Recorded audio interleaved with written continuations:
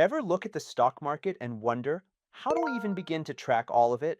Thousands of companies, millions of trades every single day, yet somehow we boil all that activity down into just one number. Sounds impossible, right?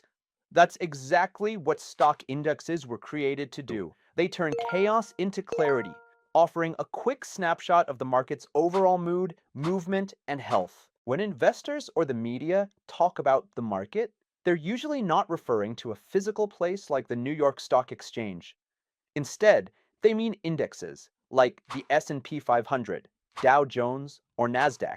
These indexes act like the market's vital signs, telling us at a glance whether it's growing stronger or showing signs of weakness. The concept dates back to 1884, when Charles Dow introduced the first documented index, the Dow Jones Transportation Average. By tracking a handful of railroad stocks, it was a simple way to answer one key question.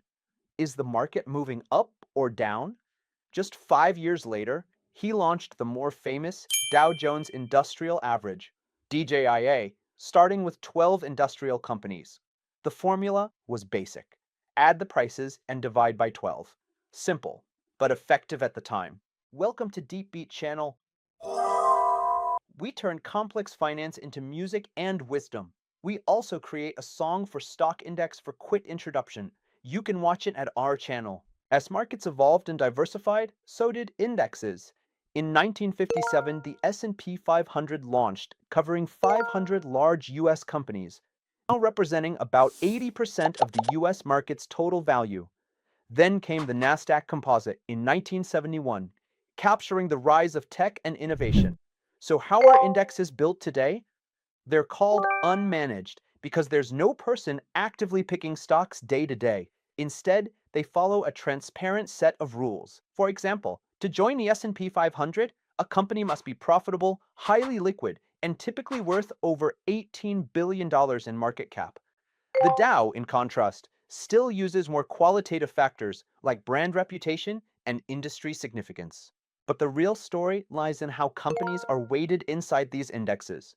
The Dow Jones is price weighted, meaning higher priced stocks have more influence, even if they aren't the biggest companies. The S&P 500, on the other hand, is market cap weighted, so larger companies by total market value carry more weight. If you want to know more about concept of market cap, we share it in our channel. This method makes sense until a few tech giants grow so massive that they overshadow the rest. That's what's happening today. As of May 2025, the Magnificent Seven, Apple, Microsoft, Nvidia, Amazon, Alphabet, Meta, and Tesla, made up 34.1% of the S&P 500, nearly 3 times their 12.3% share back in 2015. That's why some investors look at equal weight indexes, where each company has the same influence. The S&P 500 Equal Weight Index (EWI), launched in 2003, it gives every company a flat 0.2% weight, rebalanced quarterly. This reduces the dominance of mega-cap stocks and spreads exposure more evenly, though it can also lead to more volatility.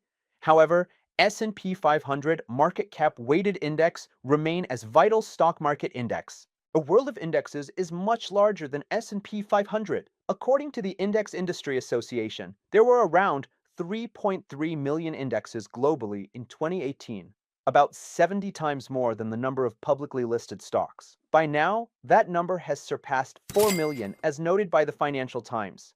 Major providers like MSCI manage over 246,000 equity indexes, with 16,000 plus updated in real time. FTSE maintains more than 200,000 indexes across 80 countries.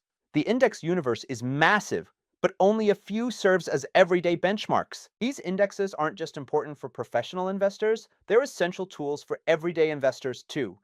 But how exactly do they help? For starters, indexes serve as clear benchmarks. They let you measure how your investments are performing compared to the broader market. But more importantly, these open the door to a simple and effective way to invest. Now, here's something many people don't realize. You can't actually buy an index itself. An index is just a blueprint, a set of rules that tracks a group of companies. But you can invest in funds that mirror these indexes, like ETFs, exchange traded funds. This concept sparked a financial revolution in the 1970s led by John Bogle and Vanguard. Instead of trying to beat the market and paying high fees for active management, investors could now own the entire market at a fraction of the cost.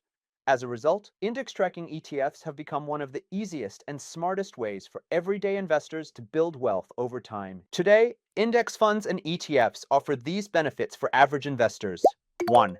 Diversification, broad exposure across many companies. 2. Low fees, because there's no active management. 3. Transparency, you always know what you own. 4. Accessibility, nearly anyone can start investing with just a few dollars. Even if you're not using index funds, indexes remain powerful benchmarks. If your hand-picked portfolio consistently underperforms the S&P 500, it might be worth asking. Would a low-cost ETF from Vanguard or SPDR serve you better? In the end, indexes aren't just numbers on a screen. They're tools that help you make smarter decisions, track your progress, manage risk, and keep your strategy grounded. Whether you're a passive investor or an active trader, understanding how indexes work is fundamental to long-term success. Appreciate your time with us. There are more to explore about stock indexes in our channel, including podcast and musical. And see you again in our channel.